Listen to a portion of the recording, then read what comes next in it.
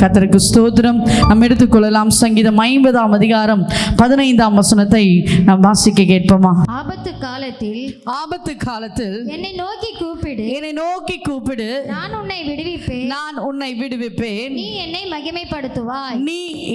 மகிமைப்படுத்துவாய். கரங்களை தட்டி கர்த்தரை மகிமைப்படுத்துவோமா? கர்த்தர் இந்த நாளிலே நம்ம கூட தேவன் பேசுகிற வார்த்தை, ஆபத்து காலத்தில் என்னை நோக்கி கூப்பிடு. ஹல்லேலூயா. ஆபத்து காலத்தில் நம்ம என்ன பண்ணணுமா? கர்த்தரை நோக்கி கூப்பிடணும். ஆமென்.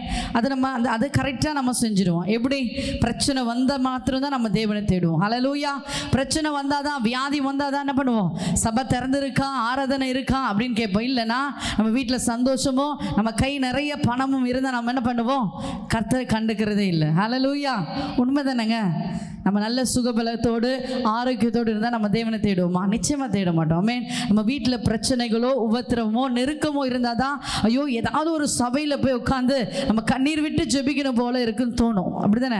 எல்லாருக்குமே தோணும். ஏன்னா இது நம்ம எல்லாம் நம்ம எல்லாருமே மாம்சத்தில் நம்ம உருவாயிருக்கிறோம். எல்லாருக்கும் அப்படிப்பட்ட நினைப்பு எண்ணங்கள் எல்லாமே தோணும். எப்படின்னா உபத்திரம் வரும்பொழுது, பிரச்சனை வரும்பொழுது தான் நம்ம என்ன பண்ணோம்? கண்ணீர் விட்டு ஜெபிக்கணும். இல்லை கண்ணீர் விட்டு அழுது யாருன்னா சொல்லிடணும். ஆமென். யார்கிட்ட சொன்னாதான் நமக்கு என்ன பண்ணும்? மனசு அப்பா ஒரு பெரிய ஆறுதல், பெரிய ஒரு பாரம் இறங்கினது போல இருக்கும். ஆனால் இங்கே கர்த்தர் சொல்றாரு, என்னை நோக்கி கூப்பிடு. ஹல்லேலூயா. நம்ம மனுஷரை நோக்கி நம்ம நிறைய காரியங்கள் நம்ம சொல்லியிருப்போம். மனுஷர் இடத்துல நம்ம எதிர்பார்த்திருப்போம். மனுஷர் இடத்துல நம்ம உதவிகளை கேட்டிருப்போம். இங்கே கர்த்தர் சொல்றார், ஆபத்து காலத்தில் நீ மற்ற நேரத்தில் மற்ற நாட்களில் நீ சந்தோஷமா இருக்கும் பொழுது என்னை கூப்பிடணும். ஆனால் விசேஷமாய் ஆபத்து காலத்தை நீ நோக்கி கூப்பிட்டேன்னா நிச்சயமாய் கர்த்தர் என்ன பண்ணுவாரு? உன்னை விடுவிக்கிறவராயிருக்கிறார். ஹல்லேலூயா. ஹல்லேலூயா. எவ்வளவு ஆசீர்வாதமான வார்த்தை பாருங்களேன். உன்னை விடுவிக்க உன் தேவனாகி கர்த்தர் உன் பக்கத்தில் இருக்கிறார். ஆமென். நாம் அதை நம்ம அனுபவிக்காம, அதை நம்ம ஃபீல் பண்ணாம இருக்கிறோம். ஆமென். ஏன்னா நமக்கு பிரச்சனை இருக்கு, உபத்திரம் இருக்கு, எல்லாமே இருக்குதான். ஆனா கர்த்தர் ஒருத்தர் விடுவிப்பார் என்பதை நாம் உணராமலே இருக்கிறோம். ஆமென். ஏன் பாடு, ஏன் பிரச்சனை, ஏன் உபத்திரம் இருக்கு, நம்மை விடுவிக்கிறவர் நம்ம கூட இருக்கிறார் என்பதை நாம் உணராம இருக்கிறோம். ஆமென். நம்ம அதெல்லாம் சொல்லுவோம், அறிக்கை செய்வோம். ஆனால் பிரச்சனை வந்துட்டா மாத்திரம் நம்ம என்ன பண்ணிடுவோம்? கர்த்தரை விட்டு தூரமாக போயிடுவோம். ஐயோ என் ஜெபம் கேட்கல, நான் என்ன ஜெபம் பண்ணாலும் எனக்கு கர்த்தர் கேட்க மாட்டார், நான் என்ன ஊழியம் பண்ணேன், என்ன பண்ண என் ஊழியம் எதுவுமே கர்த்தர் அங்கீகரிக்கலை, என் கண்ணீருக்கு பதில் கொடுக்கல சொல்லி நம்ம என்ன பண்ணுவோம்? கர்த்தர் இடத்துல முறையிட்டு என்ன பண்ணுவோம்? முட்டு போட்டு தான் இருப்போம். ஆமென். அவர்கிட்ட முட்டு கட்டி தான் நிற்போமே தவிர நம்ம விட்டு கொடுத்து ஜெபிக்க மாட்டோம். ஹல்லேலூயா. இங்கே கர்த்தர் சொல்கிறார், உன்னை விடுவிக்க கர்த்தராக இயேசு கிறிஸ்து உன் கூடவே இருக்கிறார். ஹல்லேலூயா. அது மாத்திரமல்ல, உன்னை விடுவித்து உன்னை மகிமைப்படுத்துவாராம். ஹல்லேலூயா.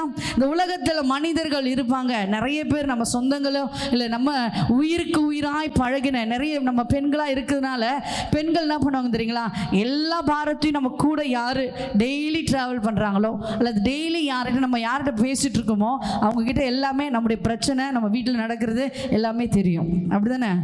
யாராவது ரகசியம் ஏதாவது இருக்குங்களா? முக்கியமாக பெண்கள் சொல்கிறோம். ஆண்கள் என்ன பண்ண மாட்டாங்க? வாயை திறக்க மாட்டாங்க. அவங்க ஃப்ரெண்ட்ஸ் கிட்டலாம் என்ன பண்ண மாட்டாங்க? எந்த விஷயமும் சொல்ல மாட்டாங்க குடும்பத்தில். ஆனால் பெண்களாக இருக்கிற நம்ம என்ன பண்ணிவிடுவோம்? எல்லாத்தையும் சொல்லிவிடுவோம். ஆமே. சொன்னால் நமக்கு ஆறுதல் கிடைக்கும்னு நினைப்போம். ஆனால் அவங்க என்ன பண்ணுவாங்க தெரியுமா? மற்ற இடத்துல போய் 1க்கு 2 சொல்லி நம்ம குடும்பத்தை பற்றி பின்னாடி நம்ம போகும்பொழுது ஏளனமாய் பேசுவாங்க. எக்ஸாம்பிள், நம்ம கணவர் பற்றி நம்ம ஏதோ நம்ம சொல்கிறோம், கணவர் அப்படி செய்கிறாரு, இப்படி பண்ணுறாரு, திட்டுறாரு, என்ன பண்ணுறாரு, அடிக்கிறாரு சொல்லிடுவோம். நாளைக்கு நம்ம என்ன பண்ணுவோம்? ஏதோ சபைக்கோ இல்லை ஏதோ ஃபங்க்ஷனுக்கோ இல்லை ஷாப்பிங்கோ நம்ம கணவர் கூட நம்ம போனால் என்ன சொல்லுவாங்க? பின்னாடி நம்ம யார்கிட்ட நம்ம குறை சொன்னோமோ அவங்க என்ன சொல்லுவாங்க? பாருடி, நேற்றுலாம் என்ன பண்ணியிருந்தா? கணவரை பற்றி குறை சொல்லியிருந்தா, இன்றைக்கி பற்றியே ஜோடி போட்டுன்னு போகிறான் அப்படி சொல்லுவாங்க. ஆமென். சொல்லுவாங்க. உண்மை தானேங்க? நிச்சயமாக இது நடந்து கொண்டிருக்கு. ஆமென். அதனால் நாம் என்ன பண்ணணும்?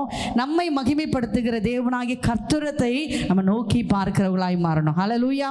என்ன தலை போகிற பிரச்சனை வந்தாலும் நம்ம வீட்டு காரியங்களை மற்ற இடத்துல சொல்லக்கூடாது. ஆமென். ஏன்னா ஆபத்து காலத்தை நோக்கி கூப்பிடுன்னு கர்த்தர் சொல்கிறார். ஹல்லேலூயா. அப்படி சொல்லணுமா? நீங்கள் சபை போதகிற இடத்துல சொல்லுங்கள். ஆமென்.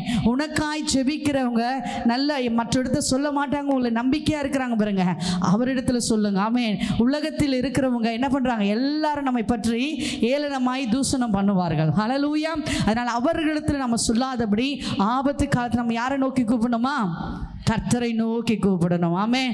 அப்படி நம்ம கூப்பிட்டோம்னா நம்முடைய எதுக்காய் நம்ம கூப்பிடுறோமோ அதுலேருந்து நமக்கு விடுதலை கொடுப்பார். ஆமென். வியாதிக்காக கூப்பிடுறியா அல்லது குடும்பத்தின் பிரச்சனைக்காக கூப்பிடுறீங்களா? நிச்சயமாய் கர்த்தர் உன்னை விடுவிக்க வல்லவராய் இருக்கிறார். ஹல்லேலூயா. நிச்சயமாய் கர்த்தர் உனக்கு விடுதலை கொடுப்பார். ஆமென். ஏன்னா அவர் விடுவிக்கிற தெய்வம், அவர் விடுதலை ஆக்குகிற தெய்வம். ஹல்லேலூயா. கட்டுகளை உடைக்கிற தெய்வம் நம்ம கூடவே இருக்கிறார். ஆமென். அது மாத்திரமல்ல, உன்னை மகிமைப்படுத்துகிறவராய் இருக்கிறார். உன்னை பற்றி மற்ற இடத்துல தூஷணமாவோ ஏளனமாவோ அல்லது உன்னை தர குறைவாவோ பேசுகிற தெய்வம் அல்ல. ஹல்லேலூயா. நம்மை பற்றி என்ன பண்ற, ஏதோ ஏனோ தானோ நம்ம என்ன பண்ண ஏதோ வணங்குறோம் அப்படின்னு சொல்லலங்க. நம்ம கர்த்தர் உண்மையுள்ளவராய் இருக்கிறார். ஹல்லேலூயா. அவர் வாக்கு மாறாதவராய் இருக்கிறார். அவரிடத்துல நம்ம என்ன செபக்குறிப்பை நம்ம வைக்கிறோமோ, என்ன நம்முடைய இருதயத்தின் வாஞ்சைகளை வேண்டுதல்களை நம்ம சொல்றோமோ, கர்த்தர் அப்படியே நிறைவேற்றுகிறவர். ஹல்லேலூயா. ஹல்லேலூயா. அதை நம்ம என்ன பண்ண தூஷணமாய் பேசி நம்ம ஏளனம் படுத்துகிறவர் அல்ல. ஹல்லேலூயா. நம்ம என்ன பண்ண ஏதோ ஏனோ தானோ நம்ம என்ன பண்றது கர்த்தரை வழிநடத்துகிறவர் அல்ல. ஹல்லேலூயா. நம்ம கர்த்தரிடத்துல எல்லாவற்றையும் முறையிட்டு சொல்லிட்டோம்னா நிச்சயமாய் கர்த்தர் நம்மை மகிமைப்படுத்துவார். ஆமென். ஆபத்து காலத்துல மாத்திரம். ஆமென். அது மாத்திரமல்ல, எல்லாரும் எப்படிப்பட்டவர்களுக்கெல்லாம் ஆபத்து வரும் என்று சொல்லி நம்ம இங்க வேதத்துல வாசிக்கலாம். பிரசங்கி 9ஆம் அதிகாரம் 2ஆம் வசனத்தை வாசிக்க கேட்போமே. யாருக்கெல்லாம் ஆபத்து வரும்? வாசிங்க. பிரசங்கி 9:2. எல்லோருக்கும் எல்லாம் ஒரே விதமாய் சம்பவிக்கும். எல்லாம் ஒரே விதமாய் சம்பவிக்கும். சன்மார்க்கனுக்கும் துன்மார்க்கனுக்கும் நற்குணமும் சுத்தமுள்ளவனுக்கும் சுத்தம் இல்லாதவனுக்கும் பலியிடுகிறவனுக்கும் பலியிடாதவனுக்கும் ஒரே விதமாய் சம்பவிக்கும். நல்லவனுக்கு எப்படியோ பொல்லாதவனுக்கும் அப்படியே ஆணையிடுகிறவனுக்கும் ஆணையிட பயப்படுகிறவனுக்கும் சமமாய் சம்பவிக்கும். ஹல்லேலூயா. ஆபத்து யாருக்கெல்லாம் வருங்க? நம்ம நினைச்சிருப்போம், ஐயோ எனக்கு மட்டும்தான் பிரச்சனை வந்திருக்குங்க, என் பிரச்சனை போல மற்றவங்களுக்கு வந்தால் என் குடும்பத்தில் வாழ மாட்டாங்க, என் பிரச்சனை போல மற்ற யாருக்கும் வந்தால் என்ன பண்ண உயிரோடவே இருக்க மாட்டாங்க அப்படின்னு சொல்லி என் கடன் பிரச்சனை போல, எனக்கு உபத்திரம் போல, இந்த பணம் இல்லாத பிரச்சனை, வியாதி பிரச்சனை, இப்படிப்பட்ட பிரச்சனையோடு நான் வாழ்ந்து கொண்டிருக்கிறேன். ஏன் சூழ்நிலை மற்றவர்கள் யாரும் இருந்தாலும் என்ன பண்ண முடியாது, வாழ முடியாது நம்ம அடிக்கடி சொல்லுவோம். ஆனால் இங்கே கர்த்தர் சொல்லுகிறாரு, எல்லாருக்குமே ஆபத்து வரும். ஆமே. இங்கே சொல்லப்பட்டிருக்கு பாருங்க அழகா, சன்மார்க்கனுக்கும் துர்மார்க்கனுக்கும் நற்குணமும் சுத்தம் உள்ளவனுக்கும் என்ன பண்ணுது, எல்லாருக்கும் ஒரே விதமாய் தான் சம்பவிக்கும். ஆமே. அப்போ பிரச்சனைகள் என்னது, எல்லாருக்கும் தான் உண்டு. ஹல்லேலூயா. உபத்திரவம் எல்லாருக்கும் உண்டு, ஆபத்து எல்லாருக்குமே உண்டு. சொல்லுங்களேன் வாய்களை திறந்து. பிரச்சனைகள் எல்லாருக்கும் தான் உண்டு. ஹல்லேலூயா. உபத்திரவம் எல்லாருக்கும் உண்டு, பிரச்சனைகள் நெருக்கங்கள் எல்லாருக்குமே தான் உண்டு, நமக்கு மாத்திரமல்ல. ஹல்லேலூயா. இந்த உலகத்தில் நம்ம படைச்சோம்னா, இந்த உலகத்தில் கர்த்தரமாய் படைச்சிருக்கிறாரு. இந்த ஆபத்து எனக்கு மட்டும்தான் வந்திருக்கப்பா, ஏன் என்னை மட்டும் இப்படி சோதிக்கிறீங்க அப்படின்னு நம்ம கேட்போம். ஆமே. கேட்போம்ல நிறைய பேர், கடவுளை பார்த்து என்ன மாத்திரம் ஏன் இப்படி சோதிக்கிறீங்க கர்த்தாவே, உங்களுக்கு கண் இல்லையா, உனக்கு காது இல்லையான்னு கேட்போம். ஆனால் இங்கே தெளிவாக இங்கே பிரசங்கி சொல்லியிருக்காரு, எல்லாருக்கும் ஒரே விதமாக தான் என்ன பண்ணுது, பிரச்சனைகள் வருது, உபத்திரம் வருது, கண்ணீர் வருது. அதையெல்லாம் மேற்கொண்டு வருகிறவர்களுக்கு தான் கர்த்தர் என்ன பண்ணுவார், மகிமைப்படுத்துகிற தெய்வமாக இருக்கிறார். கரங்களை தொட்டி கர்த்தரை மகிமைப்படுத்துவோமே நல்ல உற்சாகத்தோடு. ஹல்லேலூயா. நல்ல தெய்வம் நம்ம கூட இருப்பதனால ஆபத்து காலத்தில் நம்ம கர்த்தர் கூடவே இருப்பார். அவரை நோக்கி கூப்பிடும் பொழுது தேவன் நம்ம கூடவே இருப்பார். ஆமே. அது மாத்திரமல்ல, நம்ம பிரச்சனைகளிலிருந்து விடுதலை செய்கிறவர். ஆமே. நம்மை மகிமைப்படுத்துகிற தெய்வம் நம்ம கூடவே இருக்கிறார். நம்ம நினைச்சு இவ்வளோ நாள் நம்ம நினைச்சிருப்போம், எங்களுக்கு மாத்திரம் இவ்வளோ பிரச்சனை இருக்குங்க, என் கணவர் மாத்திரம் இவ்வளோ தொல்லை பண்ணினுகிறாரு, என் பிள்ளைகள் மாத்திரம் இவ்வளோ உபத்திரம் பண்ணிட்டு இருக்கு சொல்லுவோம். ஆனால் இந்த உலகத்தில் எல்லாருக்குமே ஒரே விதமாக தான் இருக்கு, பிரச்சனைகள் இருக்கு, கண்ணீர் இருக்கு, உபத்திரம் இருக்கு. ஆனால் தேவன் நம்ம கூட இருக்கும் பொழுது இதையெல்லாம் மேற்கொள்ள தேவன் நமக்கு கிருபை செய்வார். ஹல்லேலூயா. நான் ஒரு சிம்பிளாக சொல்லிட்டு போயிடுறேன். எஸ்தர் ராஜாத்தி நம்ம எடுத்துக்கொள்ளலாமா? எஸ்தர் அந்த புத்தகத்தை எடுத்துக்கொள்ளுங்க. எஸ்தர் புத்தகம் 2ஆம் அதிகாரம் இந்த 3ஆம் வசனத்தில் எஸ்தர் ராஜாத்தின்னு ஒருத்தர் இருக்காங்க. ஹல்லேலூயா. எல்லாருக்கும் தெரிந்த ஒரு, நம்ம பெண்களாக இருக்கிறனால நான் எஸ்தரை குறித்து நான் பேசுவேன். ஒரு 5 நிமிடம் பேசிட்டு நான் முடிக்கிறேன். எஸ்தர் ராஜாத்தி ஒருத்தர் இருந்திருக்காங்க. அவங்க யூத குலத்து பெண். ஹல்லேலூயா. இங்க மொர்தெகாயுடைய வளர்ப்பு மகளாய் அவள் வாழ்ந்தாள். ஆமென். இந்த யூத குலத்தில் பிறந்த அந்த பெண், அவளுக்கு எவ்வளோ ஒரு தைரியம் இருக்கு பாருங்களேன்.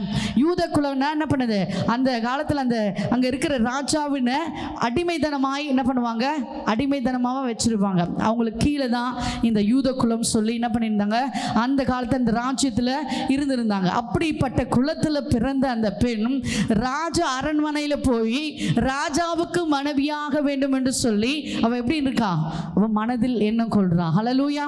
அந்த எண்ணம் நல்லதா? ஏன்னா அந்த எண்ணம் நல்லது. ஏன்னா கர்த்தர் அவ கூட இருக்கிறா. ஹல்லேலூயா.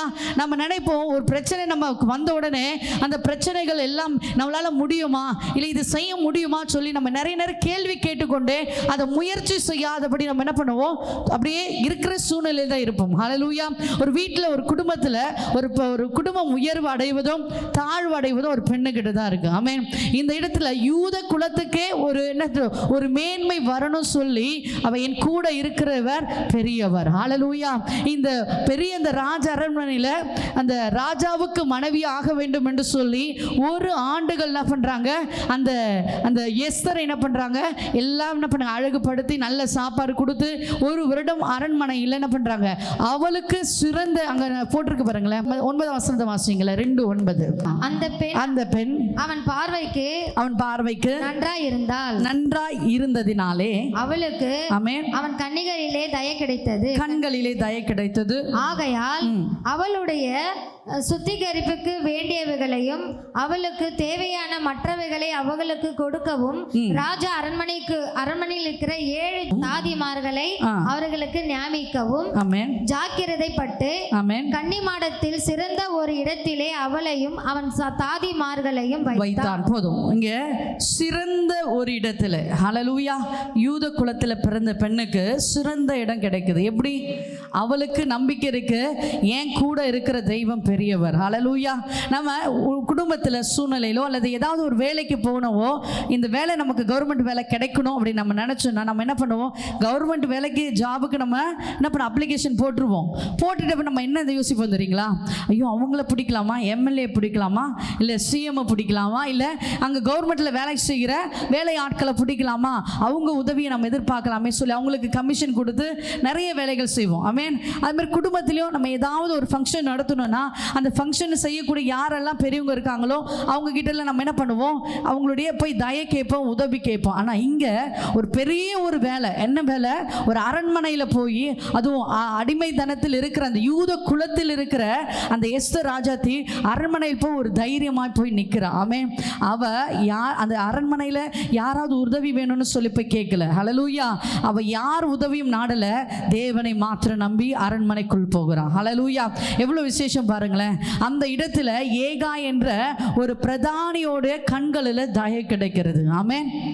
அங்கே 2ஆம் அதிகாரம் 3ஆம் வசனத்தை சொல்லப்பட்டிருக்கு, ஏகாயுடைய அங்கே அந்த பிரதானியுடைய தயை கிடைக்கிறது. ஆமென்.